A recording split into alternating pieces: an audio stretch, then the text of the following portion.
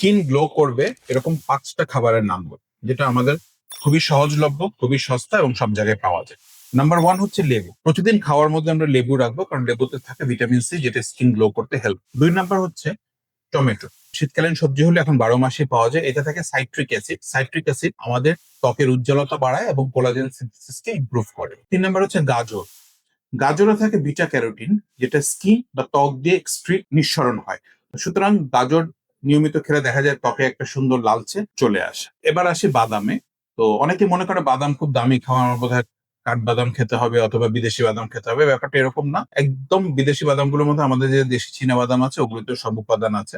বাদামে থাকে প্রচুর ওমেগা 3 ফ্যাটি অ্যাসিড, যেটা আমাদের স্কিনকে টান টান রাখে এবং একটা শাইনি বা তেলতেলে একটা ভাব দেয় সবসময়। আর খাবো হচ্ছে প্রচুর সবুজ শাকসবজি, যেটাতে থাকে ভিটামিন ই, যেটা একটা অ্যান্টি অক্সিডেন্ট এবং ত্বকের গ্লোতে হেল্প করে। সুতরাং এই 5টা খাওয়া আমরা সবসময় মনে রাখবো।